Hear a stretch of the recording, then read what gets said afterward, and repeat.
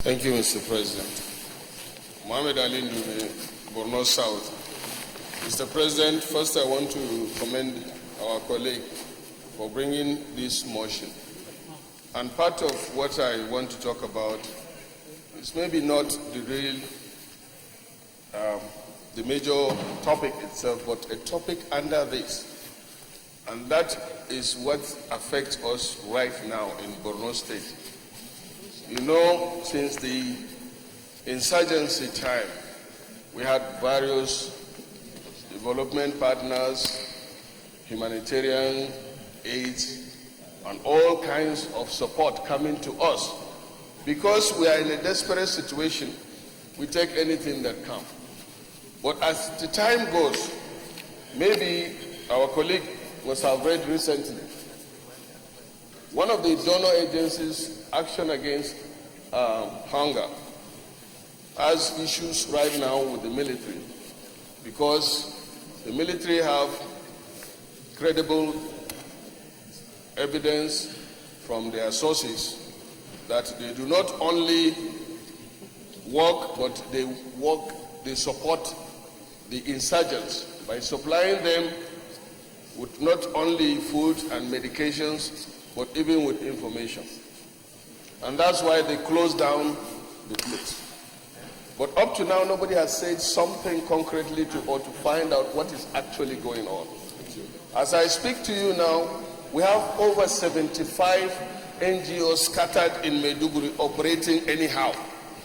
How they get into Maiduguri, you don't know. Our governor, who is the chief security officer of the state, at one time the former governor was attempting to even say we don't need this because we don't know what they are doing.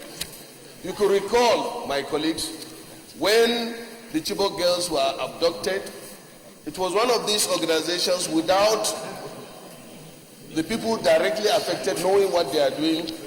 Well, it's good we have some of the girls back. At what cost? How? Why? Where? We don't know.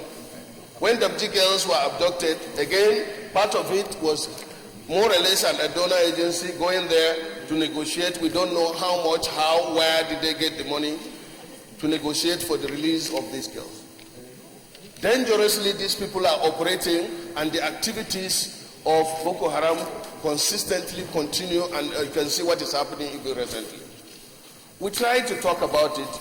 The state government, they told the state government that is the responsibility of the federal government. They come through National Planning Ministry, they get their permission.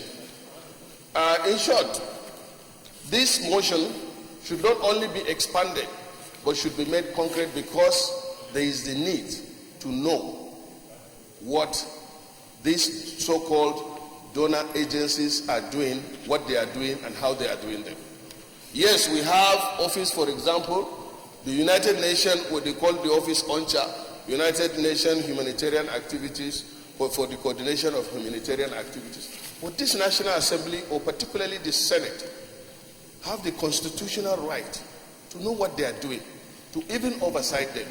Because you just come to somebody's house and start working on the house because the house is, the roof is leaking. Just we want to help us now, and then you start removing this roof and then putting it down without talking to the owner of the house. It doesn't work that way. So, Mr. President, distinguished colleagues, we should look at this more concretely and deeply so that we'll do something that will at least oversight or know what these donor agencies are doing, how much they donate. And let me conclude by saying that for the humanitarian part of it, it is even our own money. Because whenever what they do is they call for donor support. I remember last year, it was held in Norway. 4 countries actively participated, including Nigeria.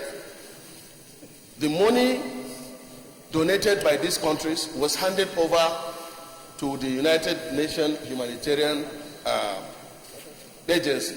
And now they are the ones that decide to give this money to the so-called donor or NGOs, various NGOs, that non-governmental agencies that are operating. So if you say, if you are giving me money to solve a particular problem, Why don't you give me the money and then let me solve my problem? Or if you want to come to solve my problem, then you ask me what is my problem and spend the money the way I think it will help me. But that is not what they are doing. They just come and then start, occupying places. And our main concern is that in our donor agency, we have this insurgency that we hope that it will end in the next 6 months. And they are renting houses for 5 years.